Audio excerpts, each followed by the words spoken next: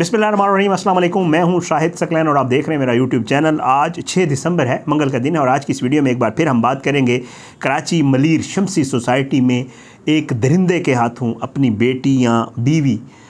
जिनको बेदर्दी से 29 नवंबर को कत्ल कर दिया गया था, उनके केस के हवाले से कुछ नई चीज़ें, कुछ नए जो है इस हवाले से इंकशाफात आज आपके सामने रखूँगा, क्योंकि ये मामला अब जो आगे बढ़ता जा रहा है, बहुत ही शातिर, बहुत ही चालाक किस्म का आदमी है जिसने ये सारा कुछ किया। बेटियों को और बीवी को तो उसने कत्ल कर दिया, मार दिया। उसकी जो कोशिश थी वो रंग ले आई, लेकिन इतना शातिर था कि अपने आप को जब खुदकुशी का रंग देने के लिए अपना गला काटा तो इस तरीके से काटा ताकि मरे ना, ज़िंदा बच जाए। ये सारा मामला जो है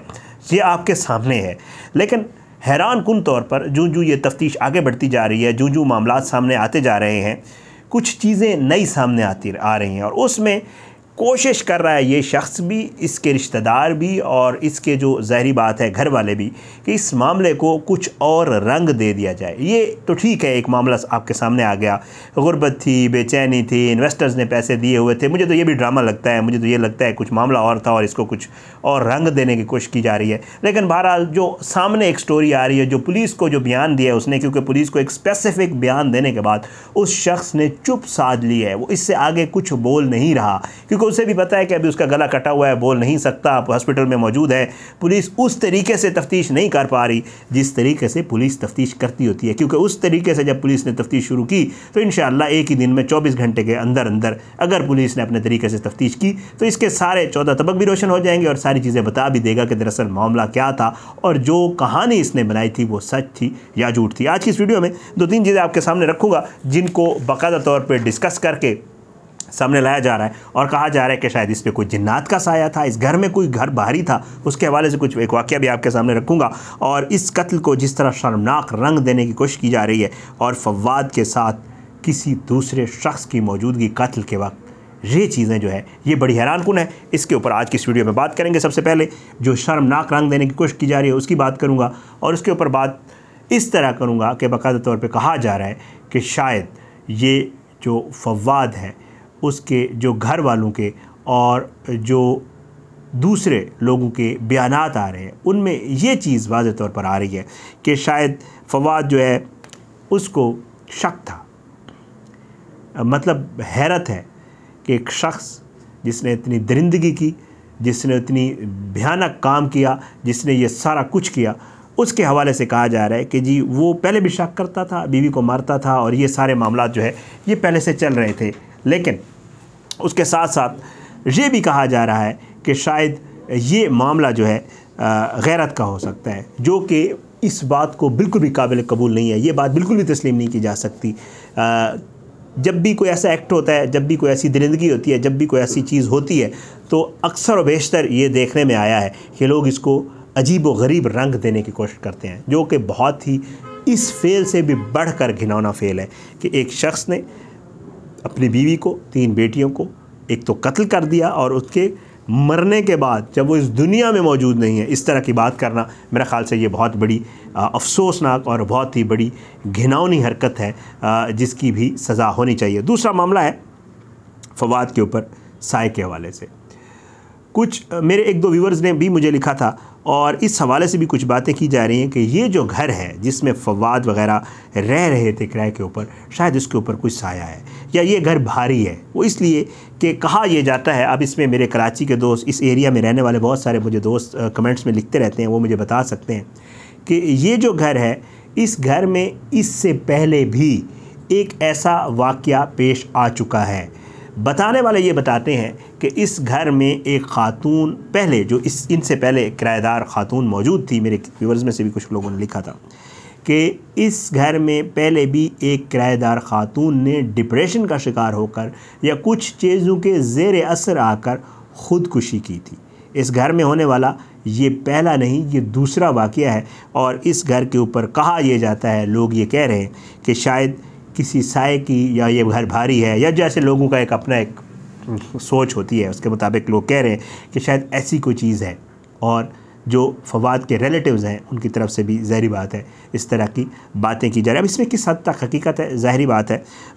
डिपेंड करता है, बट मुझे ये भी नहीं लगता कि ठीक है इन चीज़ों का वजूद भी है, ये चीज़ें होती भी हैं, सब कुछ होता है। बट ज़ाहिर है इस तरह का एक घिनौना फ़ेल होना, उसमें भी इस हद तक किसी चीज़ का हाथ होना या किसी उसका हाथ होना या भारी होना या उसके ऊपर जिनात का साया होना फवाद के ऊपर या उस साये के ज़ेर असर आके ये कत्ल करना, ये बातें मुझे तो ठीक नहीं लगती, मुझे तो दुरुस्त नहीं लगती। क्योंकि ज़ाहिर बात है मामलात होते हैं लेकिन इस हद तक नहीं होते कि खुदा न खास्ता, या अगर होते भी हैं तो बड़ी हैरान कुन बात है कि शख्स ने ज़ेर असर आके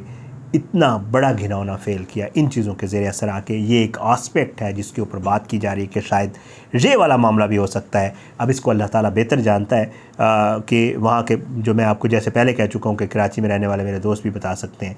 जो इसके आसपास बहुत सारे मेरे ऐसे व्यूवर्स हैं जो इस घर के आस, बल्कि मुझे आज एक व्यूवर का मैं कमेंट देख रहा था, वो कह रहा था मैं जिस दिन ये वाक़या उस दिन भी इस गली से गुजरा हूँ। तो बहरहाल आप लोग भी ज़रा इसके हवाले से मुझे ज़रूर फीडबैक दीजिएगा कि ये वाली जो बात की जा रही है इसमें किस हद तक सदाकत हो सकती है या ये बात किस हद तक सच्ची हो सकती है, या कहीं ये फवाद को बचाने के लिए तो ये खेल नहीं खेला जा रहा कि जी अगर ऐसी बात उसके फैमिली की तरफ से कर दी जाएगी तो जो है जो ये मामला हुआ है उसको किसी कोई दूसरा रंग दिया जाए। अब और तीसरी बात वो भी बड़ी हैरान कुन है और उसको भी इन्वेस्टिगेट होना बड़ा ज़रूरी है। 1 बजे के आसपास का कहा 1 बजे के आसपास का कहा जा रहा है कि जी फवाद जो है वो घर आया, अपनी वालदा से मिला और वालदा से मिलने के बाद ऊपर गया और उसके बाद जो है तकरीबन आधे पौने घंटे में ये सारी वारदात हुई है। तो इसमें एक चीज़ जिसके हवाले से कहा जा रहा है, क्योंकि कत्ल की कोई भी वारदात होती है उसमें बाकायदा तौर पे बहुत सारी चीज़ों को मद्देनज़र रखा जाता है और पुलिस भी बहुत सारे पहलुओं के ऊपर इन्वेस्टिगेट करती है। कहा यह जा रहा है कि ये कैसे मुमकिन हो सकता है कि एक शख्स जिसने वालदा से मुलाकात की, ऊपर गया और कम वक्त में 4 लोगों को अकेले कत्ल किया, जिसमें वो 4 लोग कोई गैर नहीं थे, 3 उसकी अपनी बेटियां थी और उसकी बीवी थी जिसके साथ वो ज़िंदगी के काफ़ी साल गुजार चुका था। क्या वो ये काम अकेले कर सकता है? क्या ये पॉसिबल है कि एक शख्स जिसमें वो कहता भी है कि जी मैंने पहले वीडियो कॉल की और वीडियो कॉल करने के बाद इन बच्चों को मैंने मौत के घाट और अपनी बीवी को मौत के घाट उतारा और वक्फे से उतारा, पहले बड़ी को कत्ल किया, फिर 2 बेटियों को कत्ल किया, फिर अपनी बीवी को वाशरूम से बुला के उसको कत्ल किया और कत्ल करने के बाद फिर अपने आप को भी जो है उसने कत्ल करने की या ख़ुदकुशी करने की कोशिश की। क्या इस वाक़ये में अकेला फवाद ही मुलव्विस है या उसके साथ कोई दूसरा शख्स था? क्योंकि जब भी कोई ऐसा फेल होता है, ज़ाहिर बात है जब पुलिस इसको इन्वेस्टिगेट करेगी, जब ये मामला कोर्ट में भी आएगा तो वकला जो है इस मामले को ज़रूर उठाते होते हैं, क्योंकि ये एक शख्स के लिए बड़ा मुश्किल होता है कि वो इस तरह के वारदात भी करे, वीडियो कॉल्स भी करे, और कुछ लोग तो शायद वीडियोस बनाने का भी कह रहे हैं, जो मुझे अभी तक क्योंकि सीधी सी बात है उसके हवाले से कोई कंफर्म चीज़ सामने नहीं आई है, तो उसके ऊपर ज़ाहिर है वैसे एक सोच हो सकती है, बट उसके हवाले से अगर कोई सबूत है तो ज़ाहिर वो सामने आ जाएगा। लेकिन कुछ लोग तो ये भी कह रहे हैं कि शायद इसने कोई वीडियो बनाई है कत्ल करते हुए भी। ये पॉसिबल नहीं है। एक शख्स इतना घिनौना फेल कर रहा है, गर्दनें काट रहा है छुरी से, और उस दौरान वो वीडियो भी बना रहा है और एक हाथ से वीडियो बना रहा है और एक हाथ से, मतलब मुझे ये इस बात पे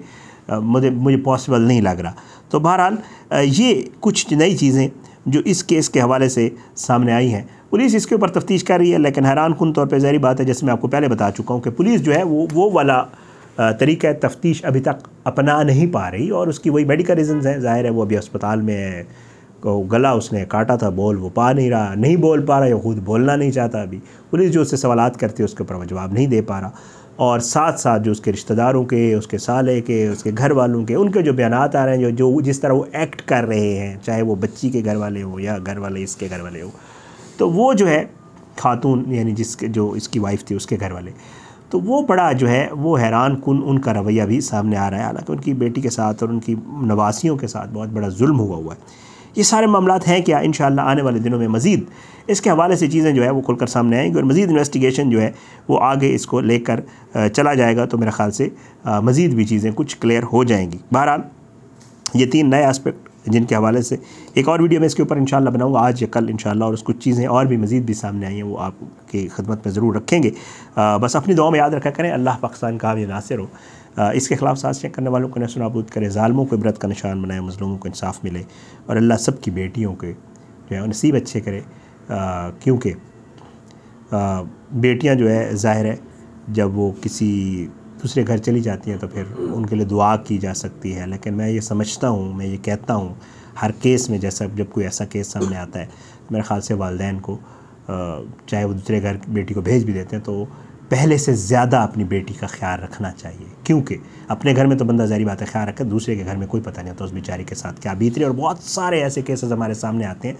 जिनमें वालिदैन को पता ही नहीं होता कि उनकी बेटी के साथ वहाँ पे क्या हो रहा है, और जब खुदा न खास्ता किसी इस तरह का सानिया होता है उसके बाद उनको अक्ल आती है कि यार हम तो समझ रहे थे शायद सब मामला ठीक हैं, दरअसल मामला ठीक नहीं थे। बहरहाल सब